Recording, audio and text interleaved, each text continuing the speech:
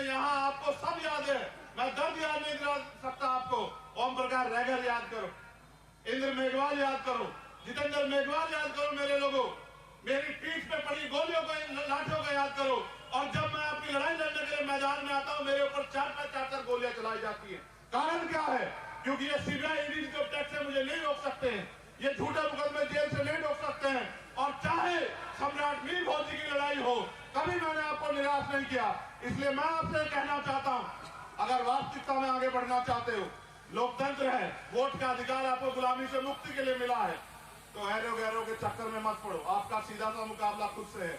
अगर आपने जितनी संख्या में आप जुटे हो, अपनी वोट का प्रयोग और अपने परिवार की वोट का प्रयोग यहाँ के बेटे के लिए किया, तो मैं लिख के देता हूं कि आपका प्रत्याशी 25,000 से जीतेगा। चल लिया तो उद्यमी पोसवाल आपके बीच का आपका बेटा, कपूगुड़ा का बेटा, तिजारा का बेटा और एक नौजवान नेतृत्व तो आपको राजस्थान में मिलने जा रहा है। समाज की सेवा करेगा 30 साल। और अगर आप उनकी बातों में आ गए, धर्म और जाति के आधार पर चले गए, तो फिर आपको वही झुंझुना मिलेगा जो आपको पिछले लंबे समय से मिलता है। मैं तो आपको जिम्मेदारी से कह रहा हूं, मैंने इस उद्यमी को भी कहा था और हमारे नेता बैठे रविंद्र कुमार भाटी जी, मैंने उनको भी कहा था, हमारे किसान नेता पुष्पेंद्र चौधरी और हमारे प्रभारी सतपाल चौधरी बैठे हैं, कि मैं उद्यमी की सीट के लिए अगर मुझे रात को 1-1 बजे तक जाके काम करना पड़ेगा तो मैं करूंगा, लेकिन मैं उद्यमी को कमजोर नहीं पड़ने दूंगा। उसका मुकाबला बहुत ताकतवर लोगों से है। और मैंने उद्यमी से पूछा कि वैसन के जो आंदोलन हुआ, इसी भाजपा की सरकार ने 73-74 गुजर भाइयों के खून से होली खेली, किसको वोट दोगे? भाजपा को?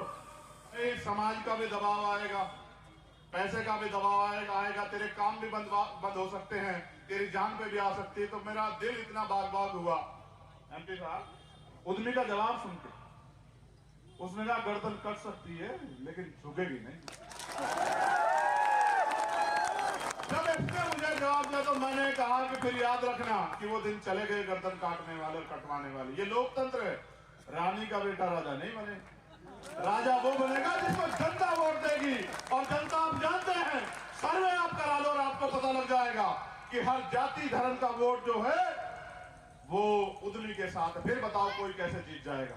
तो मैं आपको बार बार कहता हूं, मेरे नेता माननीय काशीराम साहब कहा करते थे कि जिनका दल मजबूत होता है उनके अंदर बल होता है, जिनके पास बल होता है उनके द्वारा समस्याओं का हल होता है। आप तय करो।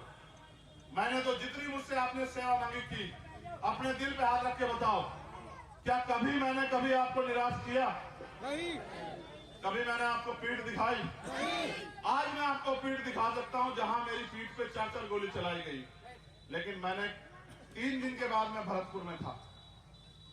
गोली लगने के 3 दिन बाद मेरे सब साथी जानते, सद्दाम भाई और सब लोग, भरतपुर में सवाती में 7 घंटे बहते खून के साथ आया। और जब मैं स्पीच कर रहा था मेरा खून बह रहा था, लेकिन जब मैं यहां से गया 7 घंटे तब मेरा खून बह रहा था। मुझे डॉक्टर ने कहा कि मरना चाहते हो? मैंने कहा मरूंगा भी और जीऊंगा भी उनके लिए जिन्होंने सम्मान दिया है, और तब तक लड़ता रहूंगा जब तक उनको स्वाभिमान सम्मान की जिंदगी ना दिला दूं। बहुत लोग आएंगे आपको बिखराने वाले, गुमराह करने वाले, बंटवारा मत कर देना वोट का। क्या तो मुझ में कोई कमी है तो बता दो, उस कमी को भी पूरा कर दूं। और अगर मुझ में कोई कमी नहीं है, मेरे साथी यहां बैठे हैं, मैं उनको भी ये कहना चाहता हूं इस मंच पे, फिर 7 दिन मेहनत करो जैसे मैं मेहनत कर रहा हूं। और देखो, आखिरी बात जो आपको बता रहा, राजनीति में बैलेंस ऑफ पावर होता है। आप सर्वे करा लो, किसी मीडिया वाले को पूछ लो, बहुत सारे सामाजिक मीडिया के लोग खड़े हैं। 60 सीटें ऐसी हैं जिन पे हमारा त्रिकोणीय मुकाबला है भाजपा और कांग्रेस से। और सोचो, आप सबके आशीर्वाद से, क्योंकि जनता सबसे बड़ी ताकत है, अगर हमारे जो विधायक जीत के आएंगे तो मीडिया के लोग बार बार पूछते हैं कि भाई आप किसकी मदद करोगे, कांग्रेस की या भाजपा की? तो हमने कहा भाई इनकी मदद तो जनता ने बहुत कर दी, जब जनता ने नकार दिया तो हम इनकी क्या मदद करें? अब तो हम अपना बनाने की तरफ चलेंगे। हम पे नेता भी हैं और हम पे काम करने वाले सिपाही भी हैं। हम मिलके कहेंगे आओ, अगर किसी को रोकना चाहते हो तो हमारे आदमी को बनाओ मुख्यमंत्री, क्योंकि जब कलम की ताकत इनके हाथ में होगी तो राजस्थान में किसी बहन बेटी के साथ अन्याय नहीं होगा, धर्म जाति के आधार पर किसी का अपमान नहीं होगा और कोई भेदभाव नहीं होगा। नौजवानों को रोजगार मिलेगा और एमएसपी की किसानों को गारंटी मिलेगी। और मैं धन्यवाद दूंगा नू की, यहाँ बराबर में नू है, ये जो मेवात के जो लोग हैं उनको, कि जो प्रशिक्षण मुजफ्फरनगर में उन्होंने किया था, जिससे वो सत्ता में आए, उन्होंने आपके यहाँ करने का काम किया। आपने बहुत शालीनता से हाथ जोड़ के अपनी एकता दिखा के, और यहाँ के मैं गुर्जर जाट समाज के भाइयों का भी, किसान जातियों का भी धन्यवाद करूंगा कि उन्होंने एकता बना के अमन चैन का पैगाम यहाँ देने का काम किया, उनके गलत मंसूबों को नाकामयाब करने का काम किया। इसी संदेश को आगे बढ़ा के 25 तारीख को जब आप वोट डालने जाएं तो अपने कीमती वोट को किसको दोगे? वोट बताओ। उद्यमी को दोगे या मुझे दोगे? बताओ। मैं स्पष्ट कर दूं, उद्यमी को जो वोट पड़ेगी उसकी ताकत मुझे मिलने वाली है, समझते हो? और उद्यमी का भाई हूं मैं, उद्यमी के साथ खड़ा हूं आज भी, और जब तक जीवन है तब तक जिम्मेदारी से लड़ूंगा, ताकत से लड़ूंगा। और एक नहीं है, अभी तो 1 और 11 है। हमारे नेता बैठे रविंद्र कुमार भाटी जी, 1 और 11 और 1 और 11 नहीं, 101 है, 111 है, और सब पे भारी पड़ने वाले हैं। राजस्थान का में एक ऐसा उज्जवल भविष्य तैयार होगा जिससे जनता की सेवा होगी। अभी तो ठगे गए, लूटे गए, पेपर लीक बसों में बैठ के होते हैं, गरीबों के बच्चे पढ़ लिख के सड़कों पे घूम रहे हैं, और विधायक मंत्री जी के बच्चे पड़ जाएंगे। 26 तारीख को मेरी सभा है आगरा में, आप डेट तय कर लो। इन कंपनियों के ताले बंद हो जाएंगे अगर गरीब के बच्चों को रोजगार यहाँ नहीं मिलेगा। राजस्थान के लोग कहां जाकर रोजगार देंगे?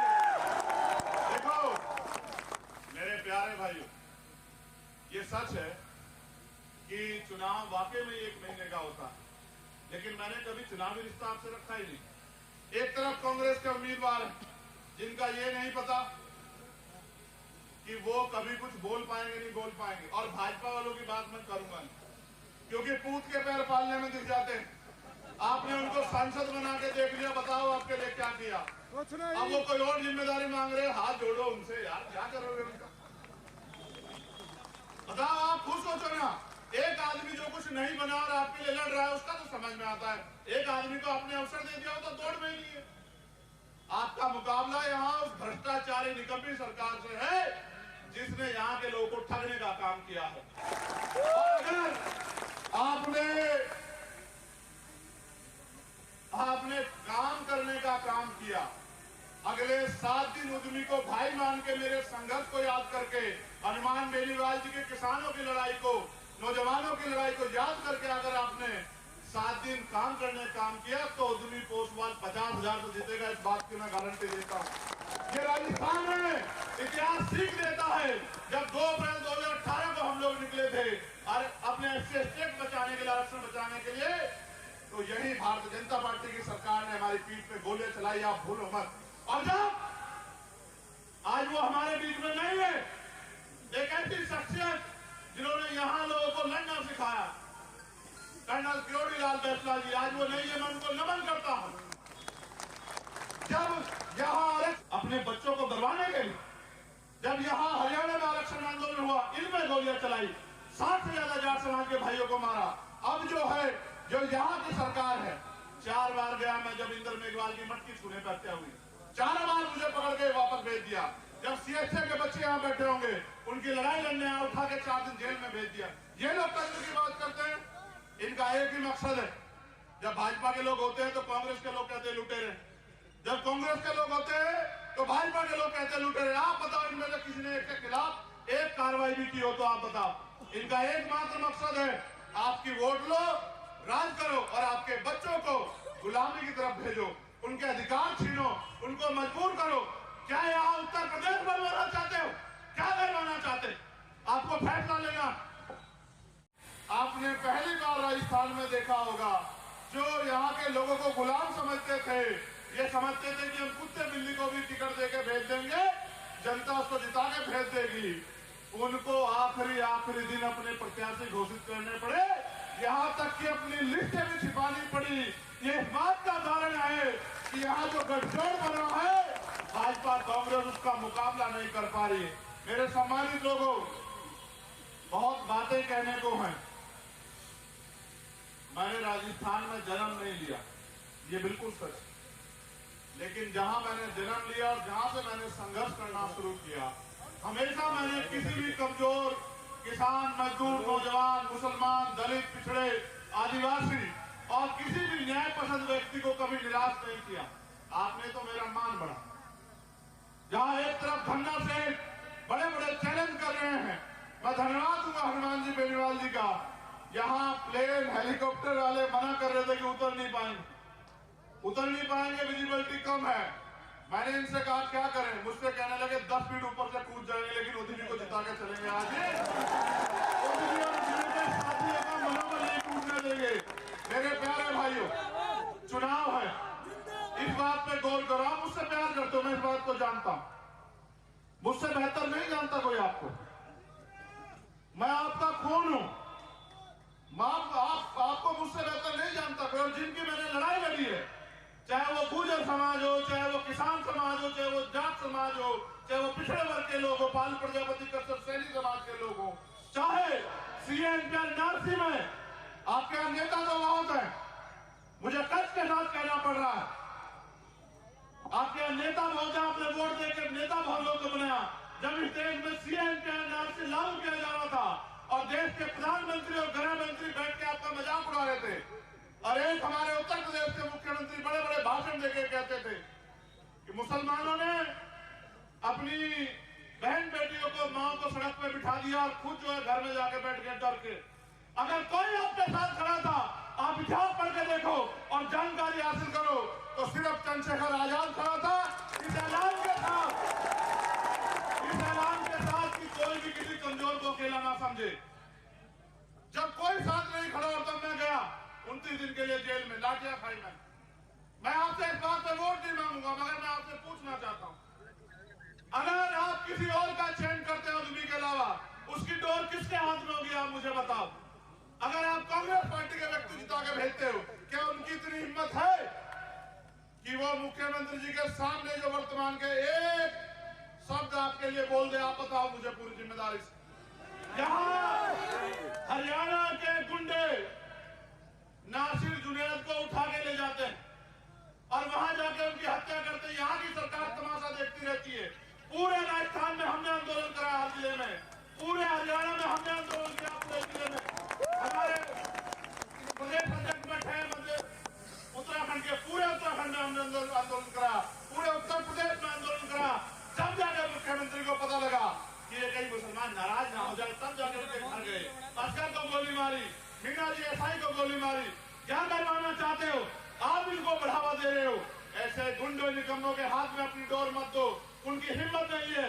मगर मैं उद्यमी को कहता हूं कि ये जनता तुम्हें प्यार देगी, अगर इनके सम्मान के लिए कोई कीमत चुकानी पड़ जाए, मेरे बहादुर भाई पीछे मत हटना, हौसला करके आगे बढ़ना। जनता तुम्हारे साथ है। जिस दिन से तुम्हारा ऐलान हुआ, बड़े बड़े धन्ना सेठों की, ताकतवर लोगों की भाषा बदल गई है। आपके क्षेत्र में रोजगार देने काम किया तो उद्यमी ने, और मैं आपको विश्वास से कहता हूं, जिस बात को उद्यमी आपको सभा में कहते होंगे, 70 नहीं 90% आपके यहाँ राजस्थान के युवाओं को इन कंपनियों में रोजगार दिलाने का काम हम लोग करेंगे। खूब धंधा चल रहा है बिजली माफियाओं का और लाठियां खाते हैं किसान। इसलिए कह रहा हूं, इस बार मत होना परेशान और अपनी कीमती वोट को देके केतली के निशान पर और ताकत मजबूत कर देना आजाद समाज पार्टी, राष्ट्रीय लोकतांत्रिक पार्टी की, और गठबंधन का झंडा गाड़ देना। और फिर ये देखना कैसे आपके जीवन में परिवर्तन होता है। किसी की बातों में मत आना, बिल्कुल मत आना। मैं अपने समाजी लोगों से कह रहा हूँ, वो आएंगे आपके बीच और बंटवारे की बात करेंगे। आप बताओ, हम लोग बंटवारे से आगे बढ़ सकते हैं?